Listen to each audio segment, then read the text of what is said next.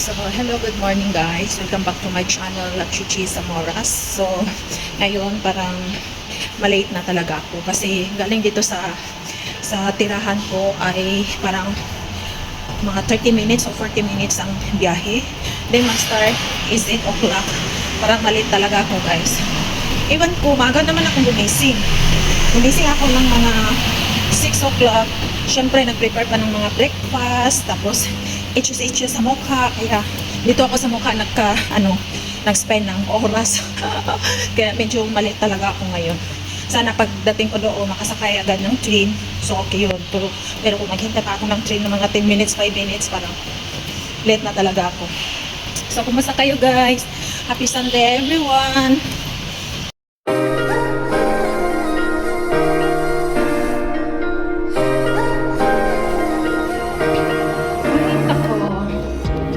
Pero iba dito guys, kasi 7 plus pa dito. Parang ano pa, kung sa Pinas parang 6 o'clock pa. Kasi sa Pinas ngayon parang ano na siya, maliwanag na talaga. Dito, ano siya, 7 o'clock, parang 6 o'clock sa Pinas. Hindi pa siya masyadong ngayon lang parang na siya, maliwanag. Kanina, pang 6 o'clock dito, medyo madilim pa. So ngayon, 7 o'clock, parang lang, kakalabas lang sa liwanag.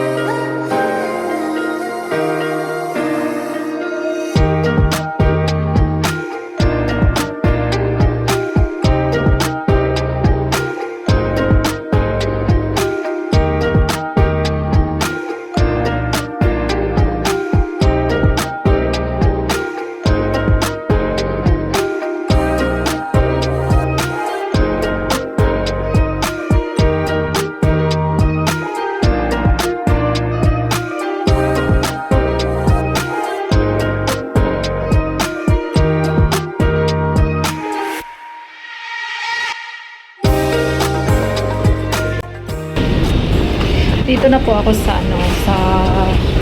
Pioneer MRT station. Ayan. So, matapos na ako doon, guys. Dito na ako magpunta every Sunday. Dito ako magpahinga. So, ito pala yung ito pala ang MRT station, guys. So, pumunta ko doon sa passenger customer at doon ang labasan.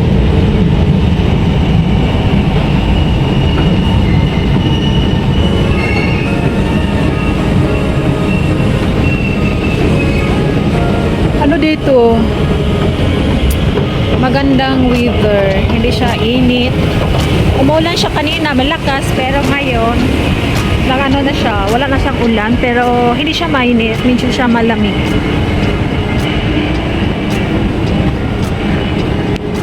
So dyan banda guys yung car park, hindi kagaya sa Pinas na kung saan tayo nakapunta doon lang nakaparking yung car natin. Dito hindi siya pwede guys, meron talagang lugar, place nga doon talaga magpark ang mga sakyanan. Kaya dito minimize yung pagpark sa sakyanan, pagpark ng mga motor at yung mga bicycle. Hindi basta-basta saan-saan ka lang magpark. Hindi kagaya sa Pinas, diba? Magulo. Iba dito sa Singapore guys. So dyan ako maglabas guys. So tingnan nyo, may check nga green X. So dito ako maglabas sa may check nga green. Basta Sunday, medyo crowded. Siyempre, weekend, mostly walang mga trabaho. Lalong nagtrabaho sa mga office. Walang trabaho nila ngayon. Nagpahinga, nag-shopping sa mga taong maraming pera. So, ayan guys.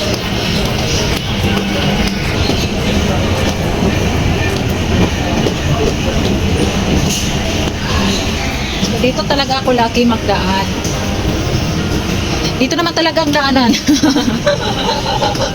Ayan, diba? Tingnan nyo guys, yung bike nila, diba? Nakapark lang siya dyan. Talagang dyan lang talaga lahat ng mga bike. Kung saan ka magpunta ng place, kagaya dito sa Pioneer. So, meron doon, meron dito magpark ang mga bicycle. So, tingnan nyo guys, oh, diba?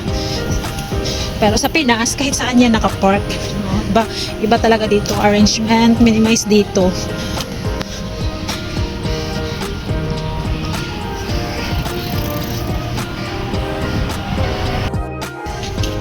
Pagod ako guys. Pagod talaga ako. Alam nyo ha, Friday, meron kaming discussion. So, yung tinatamad ka kasi busy. So, tinatanong ko yung kaibigan ko nga, meron ba siya matawang discussion. So, ayan, tinutulungan niya ako, nagsusend siya doon sa boss namin. So, ang ginagawa ko guys, hindi ko na siya nag-print. So, nag-handwriting na lang ko ako. Ilagay sa sobra-sobra. Yung dito na sa may handwriting na sobrang haba. Kung talagang sumakit talaga yung mga daliri ko. Talagang sumasakit talaga siya. Pero pinitiis ko kasi meron kaming discussion. So, pinag-pray ko talaga guys na sana hindi na lang ako. Kasi iba talaga, pag ikaw talagang gumawa sa mga discussion, parang feel mo nga, parang okay yung sagot mo kaysa iba, parang nagdalawang isip ka kung tama ba ito, hindi, diba? At saka hindi ko hindi nagsulat lang ako, wala akong naintindihan, diba? Yan talaga akong pagkatamad-tamad kasi busy ako, pagod. So, kanina, buti na lang, thanks God nga, hindi ako ang na-point sa amin na ako mag-discuss. So, kaming lahat may kinuhang 5. So, yung 5 nagdi-discuss. So, ako accepted. So, I'm very happy kasi hindi ako nakadiscuss. At saka, hindi ko yung ginagawang discussion sa kaibigan ko lang. So, yun guys, thanks God na pala ako, na-exempted. Ay, naku. Minsan guys, yung tamad ka nang gumawa pa, focus ka lang sa mga ginagawa mo, tapos pagod ka pa. Then mayroon pa mga problema sa Pinas, yung na-miss mo yung pamilya mo sa Pinas, diba? Parang minsan guys, stress ako minsan, pero sabi nila, parang hindi daw ako stress, parang wala daw akong problema. Hindi nila alam guys, marami yung problema, ang stress ko, pero hindi ko lang pinakita na ganito ang problema ko. Parang pinakita ko lang smiling lang, parang wala lang, diba? Pero deep inside, madami-dami guys. Minsan, umiyak na lang ako sa tago, diba? Umiyak na lang ako sa tago na walang alam, wala silang alam. At saka pray lang ako. So, ang kasama ko lagi guys, yung Lord lang talaga. Diyan ako nagsusumbong sa mga problema ko. Then, sa ngayon guys, meron akong plan na magpunta ng ibang country. Pero pinagdasal ko pa na guys kasi dami pang proseso, kailangan mo pang maraming pera, kailangan mo pang mag-save ng pera. Kasi hindi mo naman ma-achieve yun kung wala kang pera, diba? Kaya gusto ko na mag-move sa ibang bansa, hindi na dito sa Singapore. Pinagdasal ko pa yan. So, dito na po ako. Punta ako ng 6th floor. Ayan. So, mamaya guys, i-continue ko na yung mga chika ko mamaya. So, ayun guys, pauwi na rin ako sa bahay na ako dito sa Pioneer. So, kaibigan ko na ako sa bahay, tapos na ba naman. So, ayun, naghintay ko na ako ng LRT, yung train guys. So, ayan, dito na po ang train sa Pioneer.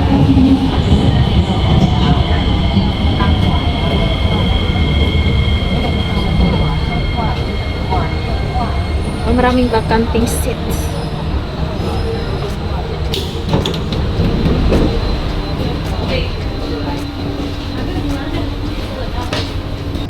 Hindi masyadong maraming pasahero ngayon. Kasi mga upuan ay maraming mga vacanting. Doors are closing. At saka weekend na po. Kaya busy ang mga tao sa pagpapasya, shopping, ganon.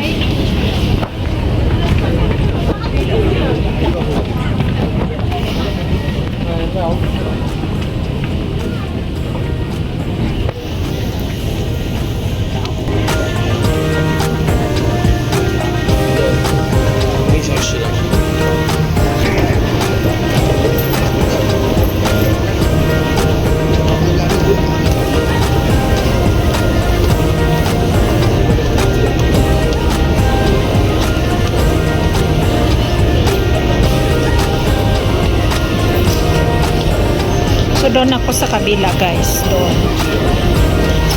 doon ako magsakay sa Ocha, paano ako pa harbor front.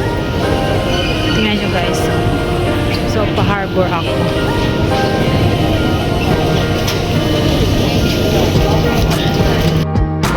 Ayan guys, malapit na ako makarating.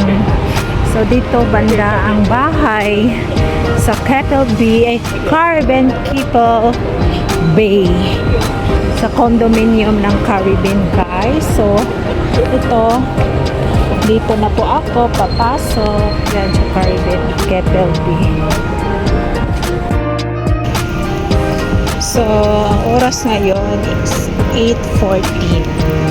So medyo maaga pa ako nakarating dito, pero gusto kong umaakyat mga 8:40. So punta muna ako doon sa may beside, sa may upuan ng swimming pool. So doon muna ako mag-upo-upo at magmamaritis char. Ay. Ayun. Kamisang bear na talaga.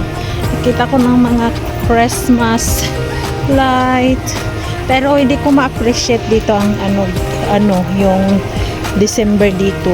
Iba talaga pag Pilipinas, kasi mag-celebrate ng masaya dito, mag-celebrate naman, pero i-compare ko dito Singapore at sa Pilipinas, mas magandang Pilipinas. Sobrang saya pag mag-celebrate na po.